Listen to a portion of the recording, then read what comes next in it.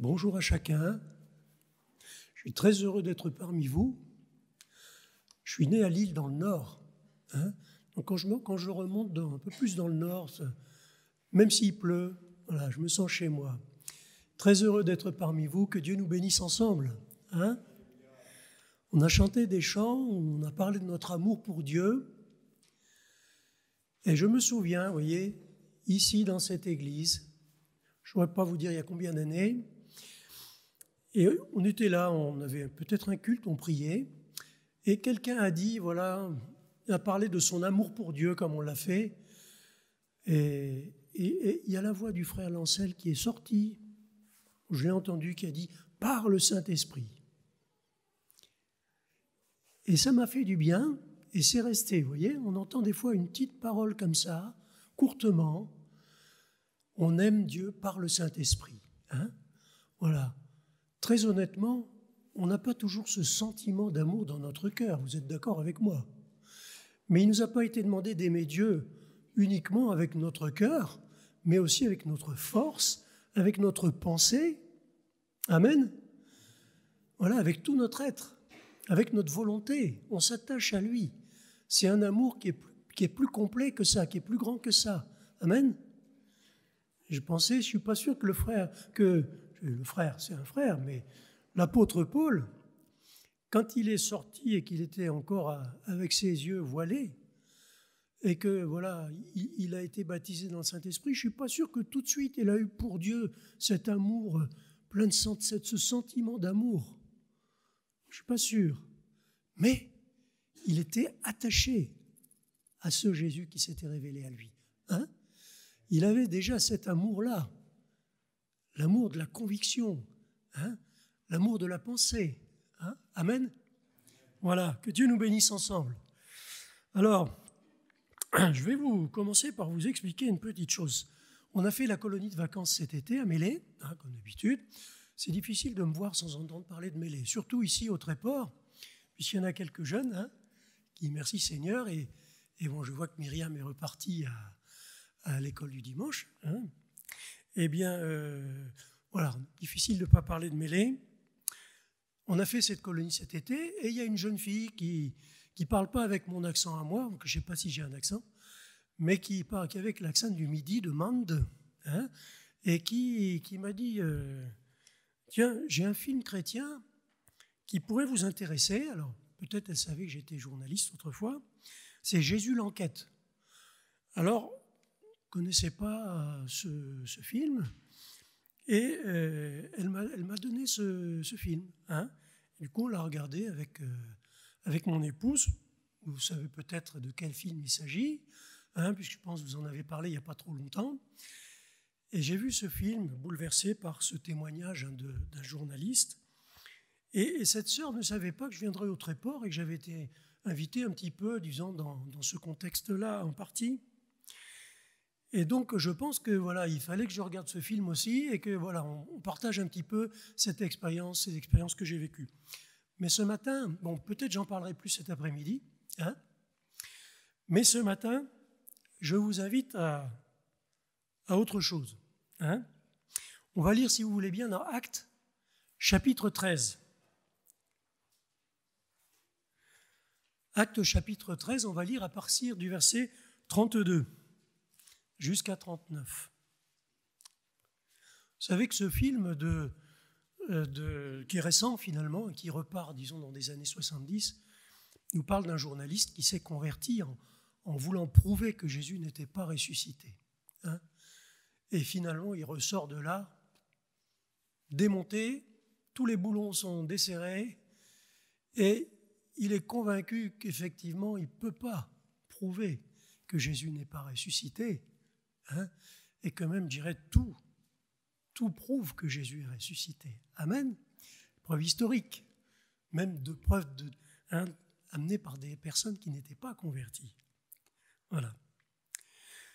Acte chapitre 13, c'est l'apôtre Paul qui commence à évangéliser. Il est ici dans l'actuelle Turquie, à Antioche, de Pisidie. Voilà, je commence la lecture. Et nous vous annonçons que cette bonne nouvelle, que la promesse faite à nos pères Dieu l'a accompli pour nous, leurs enfants, en ressuscitant Jésus. Selon ce qui est écrit dans le psaume 2, « Tu es mon fils, je t'ai engendré aujourd'hui. » Qu'il l'ait ressuscité des morts de telle sorte qu'il ne retournera pas à la corruption, c'est ce qu'il a déclaré en disant « Je vous donnerai les grâces saintes promises à David, ces grâces qui sont assurées.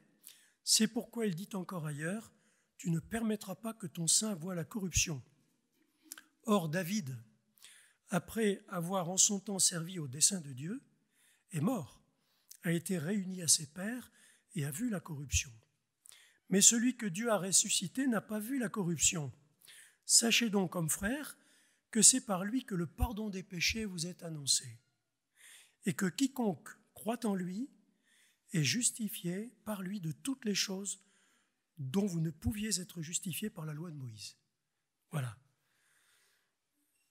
Je reviendrai sur les quelques mots qui m'ont donné envie de vous parler de ces choses-là. Le peuple d'Israël avait reçu et vivait depuis longtemps avec cette promesse concernant le Messie. Ce peuple était dispersé. Il y avait finalement, contrairement peut-être à ce qu'on croit souvent, relativement peu de Juifs qui étaient en Palestine au moment où Jésus a prêché. Il y en avait beaucoup qui étaient ailleurs. Mais ils vivaient avec cette promesse, l'arrivée d'un Messie. Et dans Ésaïe chapitre 49, verset 3, il est dit « Il sera la lumière des nations et son salut atteindra jusqu'aux extrémités de la terre. » Voilà ce qu'attendaient ces Juifs pieux, auxquels Paul s'adresse. Je reprends ce passage de la prédication de Paul, en raccourci. La promesse faite à nos pères, Dieu l'a accomplie pour nous, leurs enfants, en ressuscitant Jésus. Amen. C'est en ressuscitant Jésus que Dieu a accompli la promesse qu'il avait faite depuis des générations au peuple d'Israël, ce peuple qui était chargé d'être lui-même la lumière des nations. C'est Jésus qui a accompli au travers qui était membre de ce peuple, mais qui a accompli cette promesse. Si Jésus n'est pas ressuscité, notre foi est vaine. Tout s'écroule. C'est pour ça que ce journaliste, il avait bien compris ça. On lui avait même dit que c'était ça le point central de la foi des chrétiens. Si tu fais tomber ce point-là, eh bien tout s'écroule. Tout l'édifice repose sur la résurrection de Jésus. C'est pour cette raison que cette vérité est attaquée. Alors, par l'islam, par exemple, aussi par le judaïsme. La mort a été vaincue. Alléluia. Voilà. Dieu, sans tenir compte des temps d'ignorance, dit Paul aux Athéniens aussi, annonce maintenant à tous les hommes, en tout lieu, qu'ils aient à se repentir, parce qu'il a fixé un jour où il jugera le monde selon la justice, par l'homme qu'il a désigné, ce dont il a donné à tous une preuve certaine, en le ressuscitant des morts. Amen. Lorsqu'ils entendirent parler de résurrection des morts, les uns se moquèrent, et les autres dirent « Nous t'entendrons là-dessus une autre fois. » Voilà. Ça c'est peut-être difficile à croire. Pourtant, Jésus nous a convaincus de cette réalité. Amen. Pas par des preuves historiques, matérielles. Ce n'est pas ça qui m'a convaincu. Je suppose que pour vous non plus. C'est simplement parce qu'on a vécu sa présence. On a réalisé qu'il était vivant. Amen. Et on a été convaincus, à l'intérieur, que Jésus était ressuscité. Amen. Alors que le monde et Satan lui-même ont cru venir à bout du Fils de Dieu et l'enfermer dans la mort, Jésus est ressuscité d'entre les morts le 3e jour, comme ça avait été annoncé par les prophètes et par lui-même à plusieurs reprises.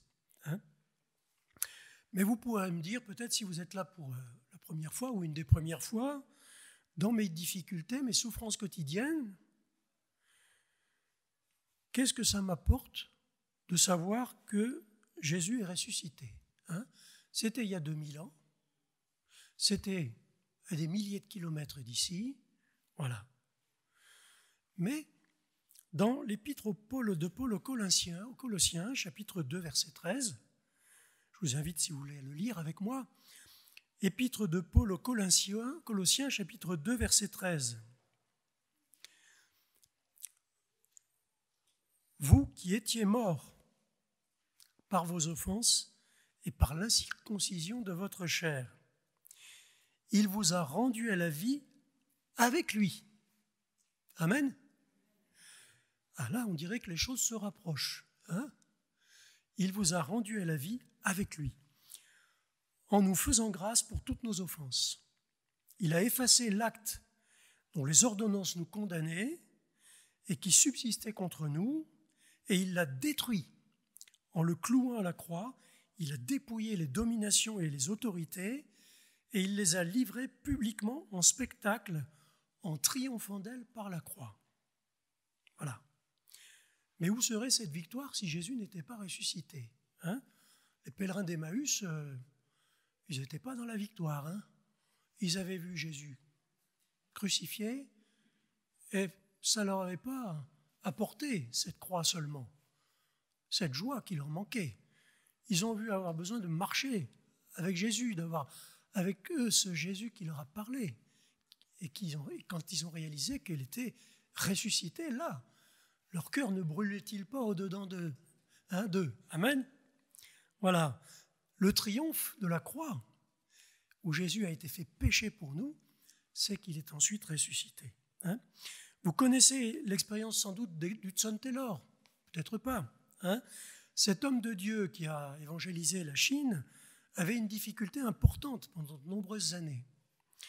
Il lui semblait qu'il devait acquérir ces qualités de sainteté, de patience, de charité, de douceur, de tempérance, de maîtrise de soi, toutes les qualités de Jésus.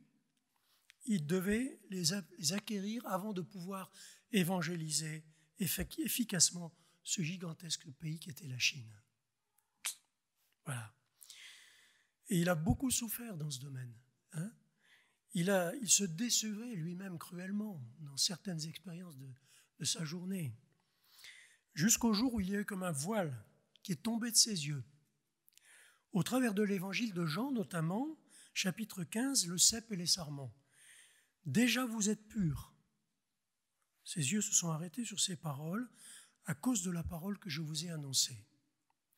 Demeurez en moi et je demeurerai en vous, comme le sarment ne peut de lui-même porter du fruit s'il ne demeure attaché au cep, ainsi vous ne le pouvez pas non plus si vous ne demeurez en moi. Je suis le cep, vous êtes les sarments. Celui qui demeurait en moi et en qui je demeure porte beaucoup de fruits, car sans moi vous ne pouvez rien faire. Qu'est-ce que ça veut dire? Non seulement j'ai du mal à acquérir les qualités de Jésus, mais en plus il faut que je demeure en lui, à chaque instant. Quelle tâche insurmontable! Ça veut dire qu'il faut que j'y pense, il faut que je travaille sur moi-même, non. Il y a une quinzaine d'années, le frère Lancel, je reparle de lui, j'en profite, parce que voilà, je viens au Tréport, mais il y a ces choses-là qui sont dans mon cœur, attachées à l'église du Tréport.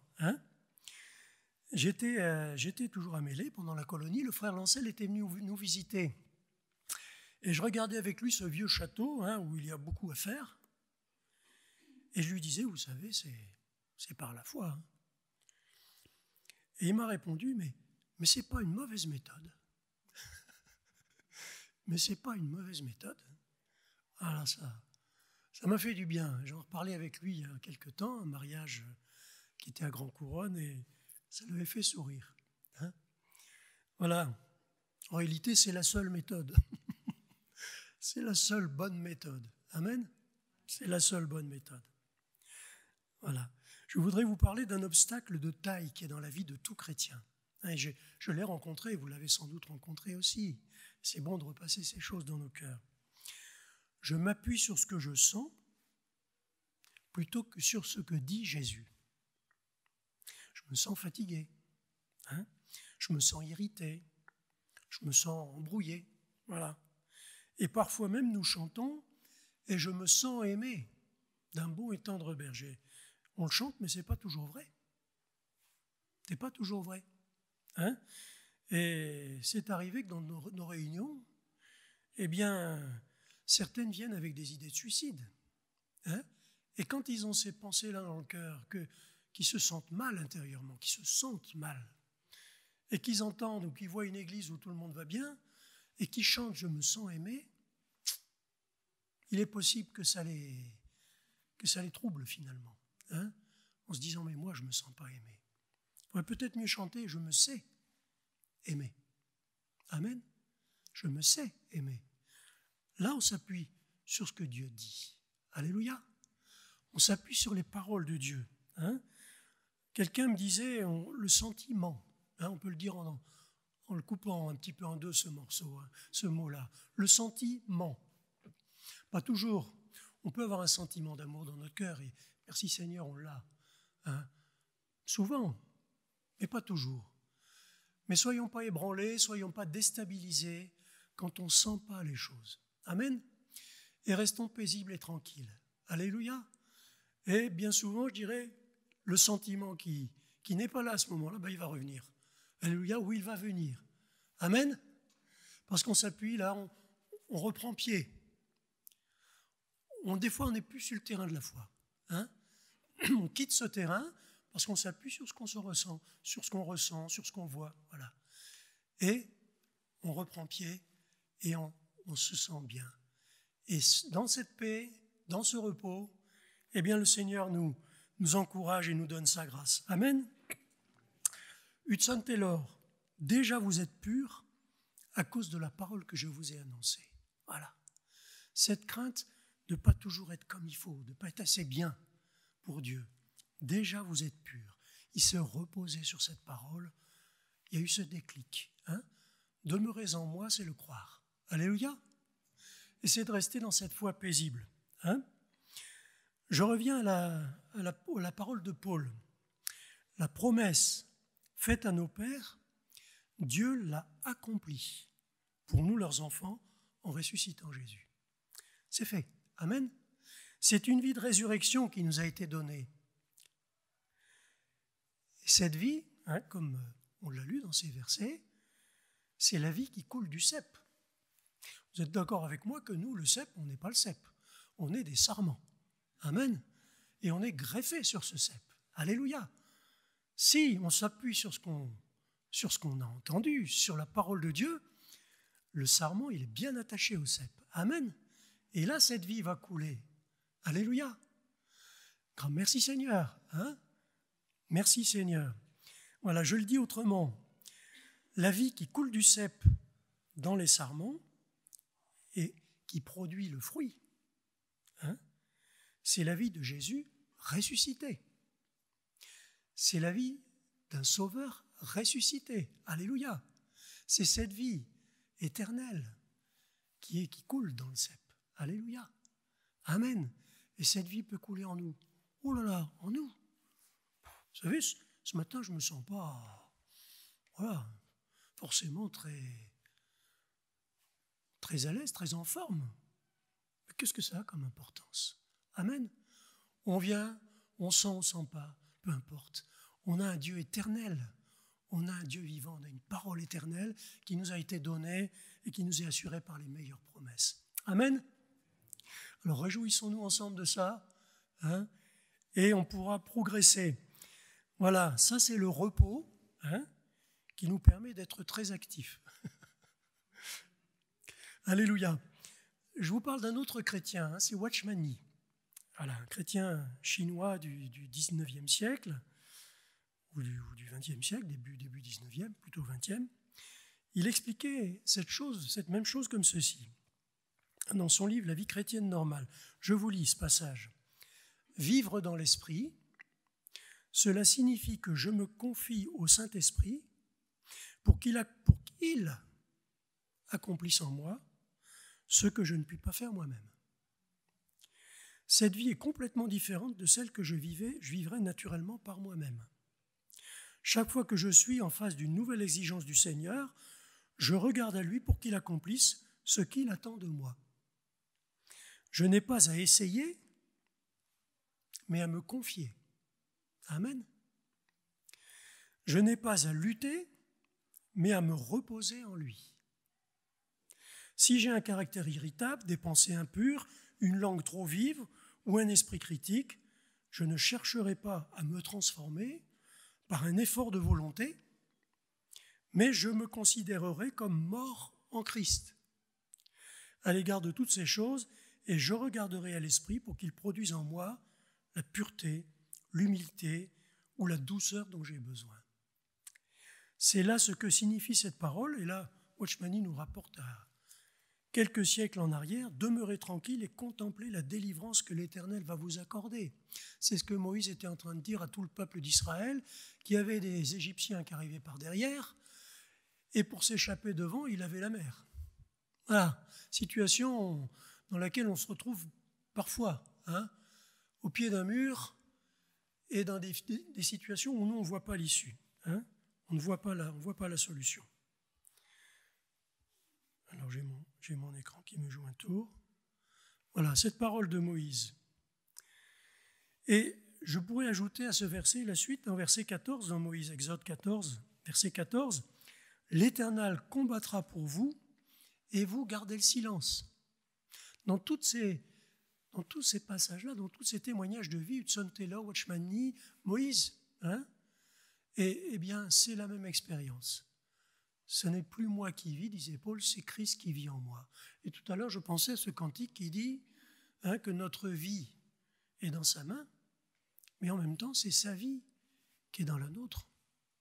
Parce que c'est sa vie qui est dans notre cœur. Alléluia. Vais-je le laisser vivre sa vie en moi? C'est un peu ce que disait cet homme de Dieu. Vais-je laisser Jésus vivre en moi? Je pense que le succès de notre vie chrétienne, c'est de le laisser vivre en nous. Amen. Ne pas s'appuyer sur ce que nous, on peut faire, sur ce que nous, on veut faire, et sur nos efforts personnels. Un autre passage de l'Écriture illustre aussi cette vérité encore. Parce que si on regarde bien, je pense à une prédication de Paul Ballière qui disait « Un jour, il a été saisi. Et il a repris tout son Nouveau Testament, toute sa Bible. Et il n'arrêtait pas de s'arrêter sur ce « en Christ, en Christ, en Christ ». On a lu tout à l'heure, vous avez en lui on est mort, en lui on est ressuscité. Et en Christ, on a ceci, en Christ on a cela. Alléluia. En réalité, on ne possède rien que Jésus. Et c'est lui qui possède tout. Et c'est lui qui peut vivre au travers de nous des choses merveilleuses. Amen. Il y a ce qu'on voit et il y a ce que Dieu peut faire au travers de nous. Amen. Voilà. Lui, il est Dieu. On a une petite foi, petite comme un grain de sénévé, même si elle l'était. Le Seigneur dit que même avec une petite main comme celle-là, pour recevoir de grandes choses, notre main ne peut pas être plus grande que ça. Voilà, c'est un peu ça notre foi, je pense. Notre main ne peut pas être plus grande que celle-là, d'une main humaine. Mais, avec cette main-là, ne cherchons pas à l'agrandir, simplement présentons-la à Dieu. Amen. Cette petite foi-là, présentons-la à Dieu, et que Dieu nous accorde la grâce de voir de grandes choses au travers de cette petite foi. Amen. Voilà, je vous lis dans Philippiens chapitre 4. Ne vous inquiétez de rien, mais en toute chose, faites connaître à Dieu vos besoins par des prières et des supplications avec des actions de grâce. Et la paix de Dieu, qui surpasse toute intelligence, et la nôtre, gardera vos cœurs et vos pensées en Jésus-Christ. Alors là, gardera vos cœurs et vos pensées en Jésus-Christ. Mes frères et sœurs, est-ce que nous avons besoin d'autre chose que de ça? Avoir nos cœurs et nos pensées en Jésus-Christ. Excusez-moi, j'allais dire un mot un peu jeune, c'est le top. On ne peut pas aller plus, on ne peut pas avoir plus que ça. Avoir nos cœurs et nos pensées en Jésus-Christ. Eh bien, c'est Dieu qui va le faire. C'est la paix de Dieu qui va garder nos cœurs. Ce n'est pas à nous de le faire. C'est lui qui va le faire. Amen. La paix de Dieu, qui surpasse toute intelligence, gardera. Ce n'est pas nous, c'est la paix. Amen. Vos cœurs et vos pensées en Jésus. Voilà. Je vais vous lire aussi Jean chapitre 10, Verset 10. Le voleur ne vient que pour dérober, égorger et détruire. Moi, dit Jésus, je suis venu afin que les brebis aient la vie et qu'elles soient dans l'abondance. Amen. Et qu'elles soient dans l'abondance. C'est le but que Jésus avait reçu. C'était le mandat qu'il avait reçu, c'est de nous donner la vie et de nous donner cette vie en abondance.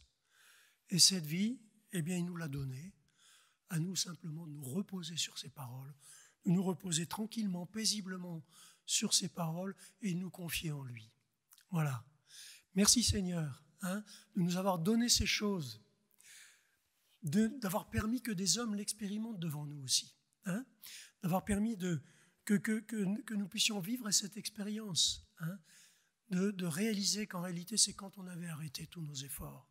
Pour ma part, je vous le dirai peut-être un peu plus cet après-midi, puisque je parlerai un peu de ce qui m'a amené au travers de ces études et de ce travail dans le métier de journaliste à rencontrer le Seigneur. J'étais fatigué, j'étais rincé, excusez-moi l'expression, j'étais usé, j'en pouvais plus de chercher à bien faire. Voilà. On est de bonne volonté, l'esprit est bien disposé, mais la chair est faible.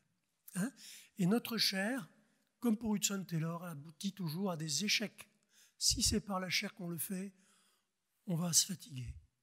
Mais si on se repose avec confiance et avec joie sur ce que Dieu a dit, sur ce qu'il a mis dans nos mains, sur le projet qu'il a pour nous, cette vie en abondance. Amen. L'abondance ici dans l'église du Tréport, l'abondance dans cette ville du Tréport de Mers. Quand j'étais journaliste, j'ai travaillé beaucoup sur Mers-le-Tréport, avec toutes les petites communes des alentours, Ingeville, etc. Donc voilà, ça fait partie un petit peu de mon intérieur. Pendant 12 ans, ça a duré. Après, on a changé de secteur là-bas. J'ai changé de travail, de zone de travail. Mais voilà, j'étais responsable de ces secteurs-là à mon niveau. Et Dieu veut donner l'abondance. Je crois qu'on est dans une période où Dieu veut, avec les temps dans lesquels on vit, donner encore, avant son retour qui est proche, donner cette abondance. Que Dieu nous accorde la grâce de nous attendre à lui et nous reposer sur lui. Amen. Voilà. Chercher sa volonté, suivre ses pas, non pas d'une façon intellectuelle, mais dans le concret de notre vie, dans l'instant présent. Je crois que Jésus est au milieu de nous ce matin. Si je suis monté ici, si je vous ai parlé, c'est parce que c'est lui qui m'a donné la grâce pour le faire. C'est pas Antoine David. Voilà. Moi, je ne me compare pas à Watchman Nee ni à Hudson Taylor. Voilà. Mais Jésus habite en nous. Amen. Le même Jésus. Il n'y en a qu'un. Amen. Ce Jésus-là, c'est le même Jésus qui habite en nous. Alléluia. On lit même que Élie était un homme de la même nature que nous. Bon, d'accord, mais il a quand même fait des choses que nous, on n'a pas faites. Et pourquoi ? Pourquoi un jour on ne les ferait pas ? Pourquoi un jour on ne verrait pas ces choses ? Tout simplement parce que Dieu a pu servir notre petite foi, grain de sénévé. Amen. Voilà, pas gros, pas gros, mais ça peut faire des choses. Dieu peut faire au travers d'une petite foi de belles choses. Amen. Sauver des âmes, faire passer des âmes de la mort à la vie et leur donner ce que nous, on a reçu, cette vie merveilleuse, cette vie nouvelle. Il y a des difficultés. Il peut y avoir des difficultés qui durent, mais parfois il y a des temps de préparation. Je pense que Moïse, il a quand même été 40 ans à la cour de Pharaon. On ne sait pas trop ce qu'il a entendu, il n'en est pas écrit des livres. Il a été 40 ans derrière les brebis, il n'en a pas écrit des livres non plus. On ne sait pas, ça a duré 40 ans. Mais après, Dieu l'a appelé. Il n'était même plus tellement prêt à prêcher parce qu'il avait la langue embarrassée. Il se sentait vraiment trop petit. Et Dieu s'est servi de lui. Amen. Parce qu'il a pris conscience que ce n'était pas lui, mais c'était Christ. Il ne l'appelait pas Christ, mais c'était cette réalité-là aussi. Amen. Que Dieu nous accorde cette grâce de rester paisible et confiant, et que dans cette grâce, dans cette paix, eh bien, La paix de Dieu qui surpasse toute intelligence garde nos cœurs et nos pensées. Amen. Voilà, je prie avec vous. Te remercions, notre Dieu, de nous avoir donné ces choses, de les avoir écrites. Te bénissons Seigneur, de les rendre vivantes à nos cœurs par, Seigneur, ce que tu as donné aux hommes de Dieu qui nous ont précédés. Nous te bénissons pour l'œuvre que tu accomplis ici dans cette ville du Tréport. Te prions de bénir chacun de nos frères et sœurs, nous bénir ensemble, de bénir nos pasteurs, de les soutenir, de les encourager, Seigneur, dans de ce combat de la foi, mais ce combat qui peut se dérouler dans la paix, Seigneur, cette paix qui surpasse toute intelligence. Merci pour le bien que tu nous fais. Merci pour cette journée. Merci pour ta grâce. Nous croyons que tu as des âmes à sauver dans cette ville. Seigneur, il y a des âmes qui souffrent.